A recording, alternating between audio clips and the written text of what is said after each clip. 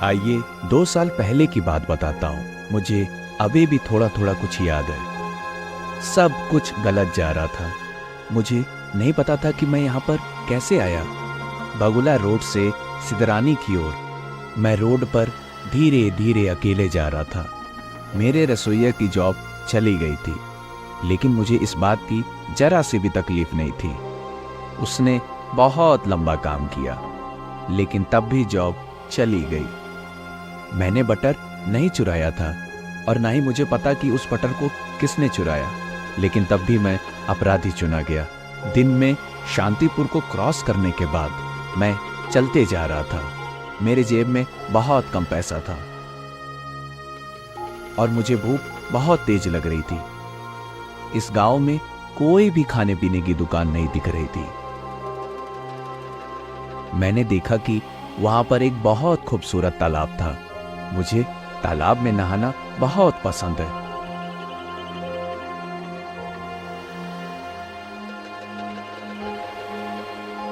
मैंने तालाब के किनारे अपने कपड़ों को उतार दिया और मैं तालाब में नहाने के लिए उतर गया। तालाब में थोड़ी बहुत गंदगी थी। मैंने उसको साफ कर दिया। मैं बहुत आराम से नहा रहा था। अप्रैल महीने का समय था और गर्मी बहुत ज्यादा पड़ रही थी।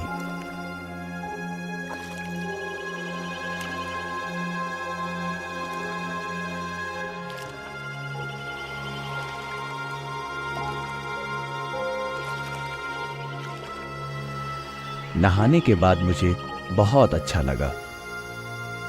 मैंने अपने गीले कपड़ों को तालाब के किनारे पेड़ पर सुखाने के लिए टांग दिया। मेरी बॉडी तो ठंडी थी, लेकिन मेरा पेट भूख से तड़प रहा था और वहां आसपास कोई भी फल नहीं दिख रहा था।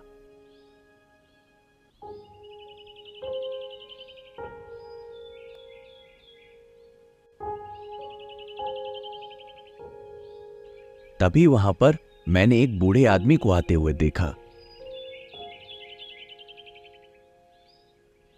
उस आदमी ने मुझसे पूछा, तुम कहाँ रहते हो? मैंने उससे कहा, मैं एक गरीब ब्राह्मण हूं और मैं जॉब की तलाश कर रहा हूं और अभी मुझे बहुत भूख लगी है और मुझे आप बता सकते हैं कि मुझे खाना कहाँ मिल सकता है? उस बूढ़े आदमी ने कहा, मैं नहा लेता हूं, उसके बाद मैं सब कुछ ठीक कर दूंगा।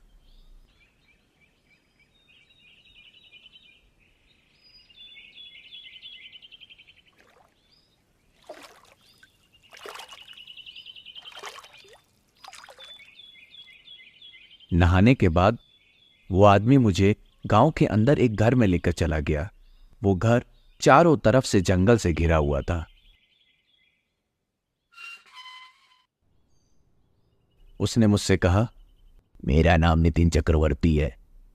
ये घर मेरा है, लेकिन मैं यहां पर नहीं रहता और मेरा बेटा कलकत्ता में बिजनेस करता है, शाम बाजार में है। ये घर बहुत बड़ा है, लेकिन हम लोग केवल 3 रूम में रहते हैं। ये बहुत बड़ी समस्या है। मैं महीने में एक बार आता हूँ इस घर को देखने के लिए। मेरा बेटा यहाँ पर कभी नहीं आता। इस घर के पीछे बहुत बड़ा गार्डन है और गार्डन के पेड़ों में बहुत सारे फल लगे हुए हैं। क्या तुम यहाँ पर रुकना चाहोगे? मैंने उनसे कहा, हाँ, मैं यहाँ पर रुक सकता हूँ। तुम क्या करते हो? मैं खाना बनाता हूँ। बहुत सुंदर। जब तक मैं यहाँ पर हूँ तुम यहाँ पर काम कर सकते हो। अच्छा, धन्यवाद। जब मैं उसकी बात को मान गया, वो बूढ़ा आदमी बहुत खुश हुआ। उसने मेरे खाने का व्यवस्था भी किया।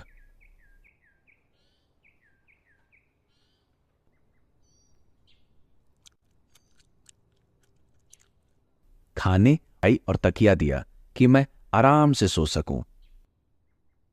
तुम आराम करो। मैं चल चलकर बहुत थक गया था।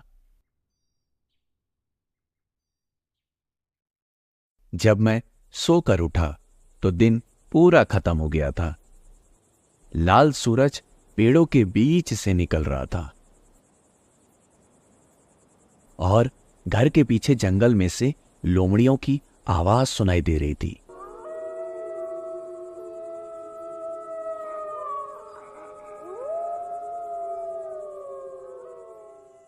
मैं घर के बाहर निकला और थोड़ा बहुत टहलने लगा। जहां कहीं भी मैं देख रहा था, मुझे आम के और कटहल के पेड़ दिखाई दे रहे थे और आसपास कोई भी घर नहीं था। मैं जंगल में खंडहर पड़े एक पुराने मंदिर को देखने के लिए चला गया।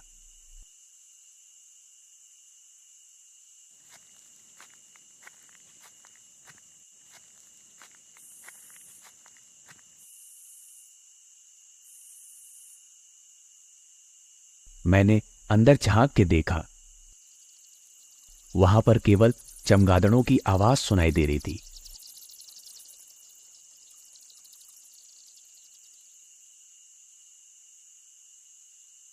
मैं घर की ओर वापस आया।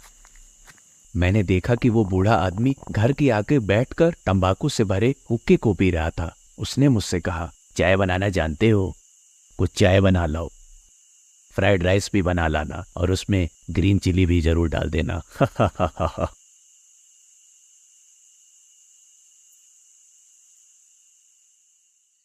शाम होने के बाद उसने कहा, जाओ चावल बना लाओ, चावल वहां रखा है, आलू भी है और बटर भी है, जाओ। Okay sir. और अपने लिए भी तरोई की सब्जी बना लेना। तरोई किचन के पीछे लगी हुई है।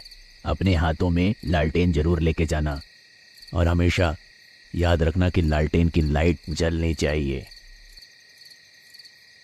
जरूर जलेगी सर। क्या वहां पर अंधेरा है सर? इसीलिए तो मैं कह रहा हूं। घर बहुत बड़ा था। घर के ऊपर और नीचे कम से कम 14-15 रूम थे। छत को छोड़कर सभी रूम लॉक थे। केवल 2-3 रूम खुले थे। किचन के सामने बहुत बड़ी जमीन खाली थी और उसमें 4-5 नारियल के पेड़ और नींबू के पेड़ लगे हुए थे। सब्जियों को लेने के लिए मुझे उन जंगलों के बीच में जाना पड़ेगा। उसके बाद मैं किचन के पीछे गया। अभी पूरी तरीके से अंधेरा नहीं हुआ था और मुझे लाइट की आवश्यकता भी नहीं थी, इसलिए मैं सब्जियों को अपने हाथों से लेने के लिए ही चला गया। हे भगवान, ये कितना बड़ा जंगल है इस किचन के पीछे। मैं वहां पर तरोई की सब्जी को ढूंढने लगा। बहुत सारी सब्जियों को देखने के बाद मैं हरी हरी सब्जियों को तोड़ने लगा।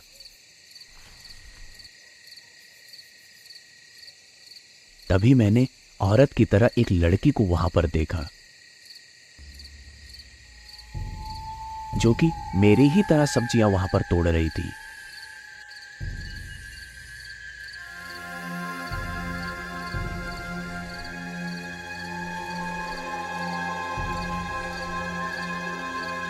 मैं उसको देखकर पीछे घूम गया और मैंने 7 और 8 तरोइयों की सब्जी तोड़ ली थी। तब फिर से मैंने उसको दोबारा देखा। मैंने देखा कि वो औरत अभी तक सब्जियों को तोड़ रही थी।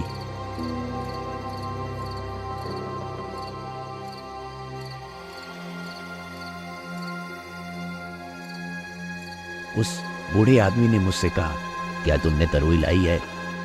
हाँ, वहां पर बहुत सारी तरोइयों की सब्जी लगी हुई थी और वहां पर कोई और भी था जो उन सब्जियों को तोड़ रहा था। बूढ़े आदमी ने आश्चर्यचकित होकर बोला, कहां पर? मैंने उससे कहा, किचन के पीछे और जंगल की ओर। कोई आदमी था? नहीं, एक औरत। इस बात को सुनने के बाद उस बूढ़े आदमी का मुंह एकदम से उतर गया था। उसने मुझसे कहा, वो औरत कहाँ है? चलो चलकर देखते हैं। मैं उसको देखने के लिए किचन के पीछे गया। वहां पर कोई नहीं था। उसने मुझसे कहा, कहाँ है वो? शायद वो वहां पर है, उस झाड़ी के पास। हाँ, बकवास, तुम बकवास करते हो। तुमने एक औरत को देखा इस दोपहर में? उसकी बात से मैं थोड़ा चौंक गया। मैंने सोचा, अगर वो गांव की औरत यहाँ पर सब्जियों को तोड़ने के लिए आई थी तो शायद मुझे इस बात का बुरा नहीं मानना चाहिए। अच्छा, अगर ये बूढ़ा आदमी कल कलकत्ता चला जाएगा तो इस जंगल की रखवाली कौन करेगा? रात में खाने और पीने के बाद वो बूढ़ा आदमी सब्जियों की चर्चा फिर से करने लगा। उसने मुझसे कहा, लालटेन को क्यों नहीं लेकर गए थे? मैंने तुमको कहा था कि तुम्हें लाइट जरूर जलानी है, ऐसा तुमने क्यों किया? मुझे समझ में नहीं आ रहा था कि मैंने क्या गलत किया। अब मुझे उस बूढ़े आदमी से थोड़ी बहुत चिढ़न हो रही थी। जब मैं सब कुछ देख सकता हूं और मैंने उस औरत को भी देखा, तो मैंने लाइट न ले जाकर क्या गलती की? तभी उस बूढ़े आदमी ने कहा, नहीं नहीं, अंधेरा होने के बाद हमेशा लाइट जला कर रखना। तुम कितने साल के हो? 37 या 38 साल का हूंगा। तुम अभी बहुत जवान हो। मैं अभी 63 साल का हूं। तुम गौर से मेरी बात को सुनो। जी जरूर।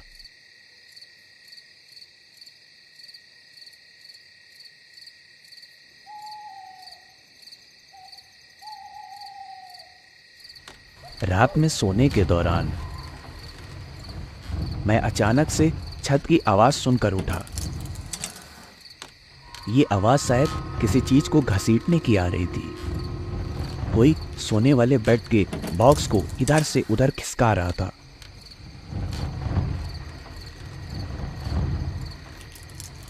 शायद वो बूढ़ा आदमी कल कलकत्ता जाएगा, इसलिए वो अपनी पैकिंग कर रहा होगा। लेकिन इतनी रात को क्यों? ये बहुत सनकी आदमी है।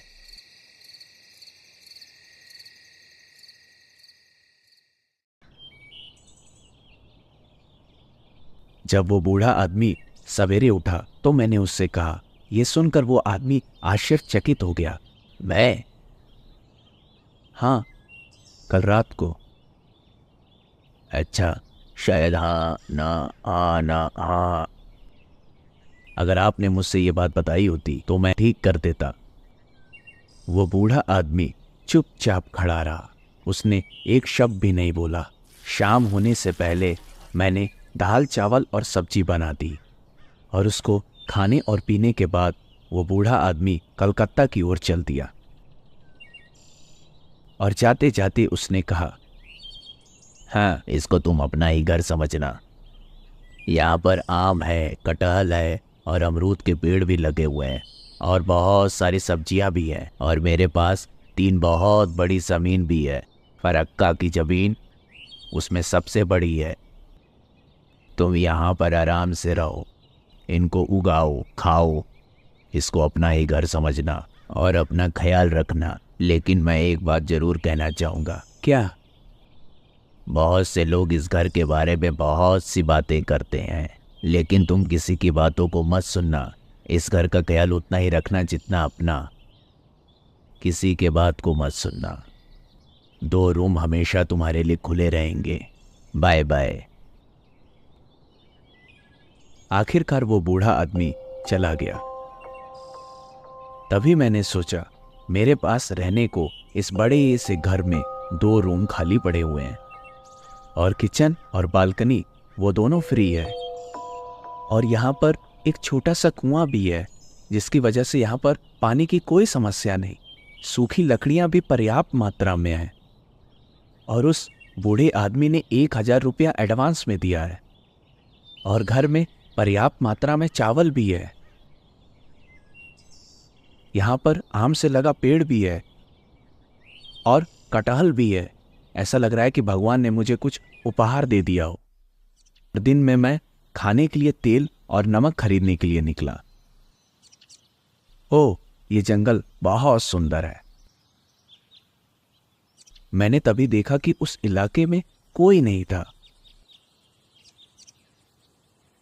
जंगल से बहुत दूर पतले पतले रास्ते में चलने के बाद मैं एक आदमी से मिला।